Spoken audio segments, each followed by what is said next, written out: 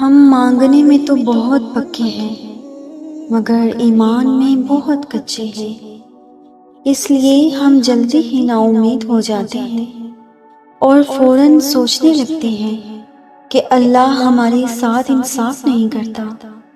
وہ دوسروں کے ساتھ تو انصاف کرتا ہے لیکن ہمارے ساتھ نہیں کرتا۔ لیکن آج میں آپ کو ایک حقیقت بتاتی ہوں کہ ہر انسان ہی اپنے کیے کی سزا ضرور بھگتتا ہے۔ ایسا نہیں ہوتا کہ آپ کو کوئی تکلیف دے اور وہ آگے بڑھ جائے جبکہ آپ وہیں کھڑے تڑپتے رہ جائیں۔ جو آپ دوسروں کو دیتے ہیں نا، وہی پلٹ کر آپ تک بھی ضرور آتا ہے تاکہ آپ محسوس کر سکیں کہ فلاں وقت میں دوسرے انسان نے کیا محسوس کیا ہوگا جب ہم نے اسے تکلیف دی تھی۔ اللہ تعالیٰ تو حق کا خدا ہے اور وہ حق پہ چلنے والوں کو کبھی بھی اکیلا نہیں کرتا اور انہیں کبھی گرنے نہیں دیتا۔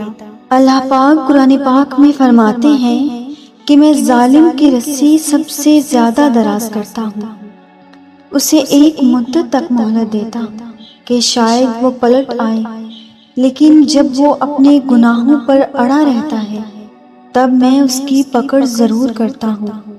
اور یاد رکھو کہ اللہ کی پکڑ بہت سخت ہے۔ بس اطمینان رکھیے اور یقین رکھیے اللہ کی ذات پر کہ جو شخص آپ کو چھوڑ کر چلا گیا اس کے ساتھ ہی آپ کی زندگی ختم نہیں ہو گئی۔ میری ایک بات یاد رکھے کہ اللہ آپ سے محبت کرتا ہے۔ اس شخص کی اوقات ہی کیا ہے جو آپ سے نفرت کرتا ہے۔ اپنے اچھے نصیب کے لیے دعائیں کیا کریں، کیونکہ نبی پاک صلی اللہ علیہ وسلم نے فرمایا کہ اپنے لیے اچھی ہی دعا کرو، اس لیے کہ فرشتے آمین کہتے ہیں تمہاری باتوں پر۔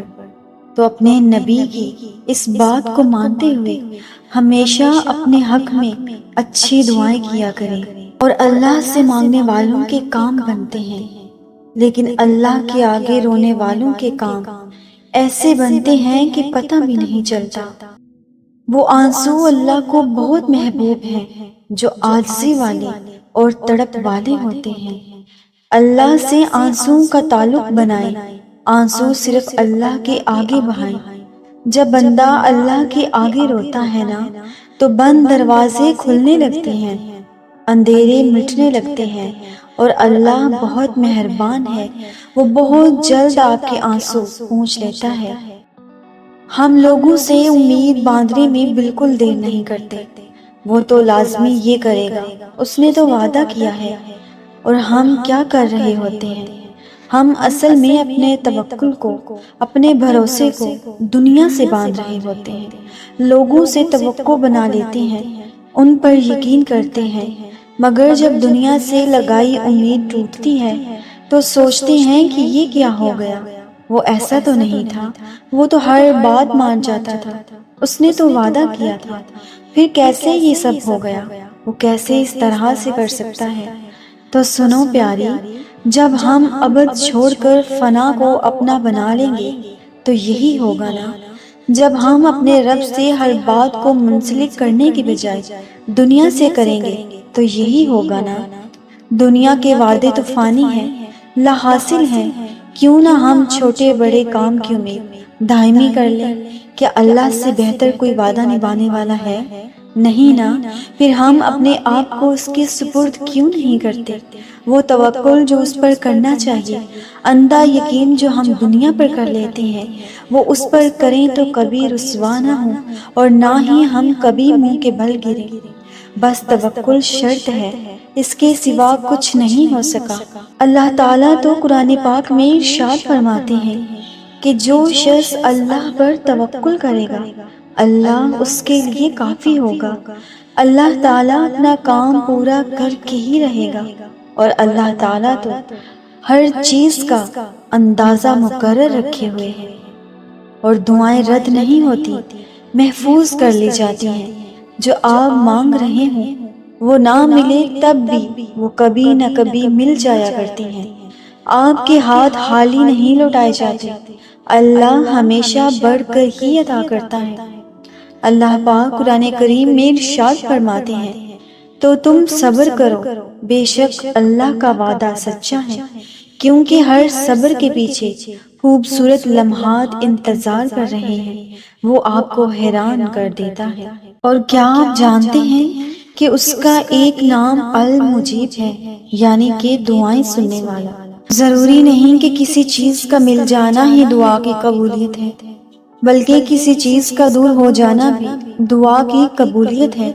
بس کبھی کبھار تکلیف، یقین اور مصلحتوں پر اتنی بھاری ہو جاتی ہے کہ نہ دعا قبول ہوتی نظر آتی ہے اور نہ ہی مصلحتیں سمجھ میں آتی ہیں۔ یہ بھی امتحان ہی ہوتا ہے، ہماری محبت کا امتحان، ہمارے صبر کا اور ہمارے یقین کا امتحان۔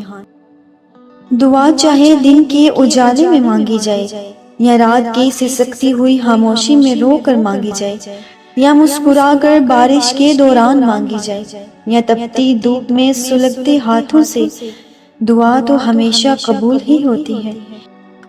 بس قبولیت کے انداز مختلف ہوتے ہیں۔ وہ جس کا نام ہی المجیب ہے، تو کیا وہ تمہارے دعا کے لیے اٹھتے ہاتھوں کی لاج نہیں رکھے گا؟ مشکلات ہمیں دعا مانگنا سکھاتی ہیں، رب کے آگے ایڑیاں رگڑنے کا وہ سلیقہ عطا کرتی ہیں، جس کے بعد دعائیں قبولیت کی منزل پا ہی لیتی ہیں۔ دعا امید کا خوبصورت نام ہے۔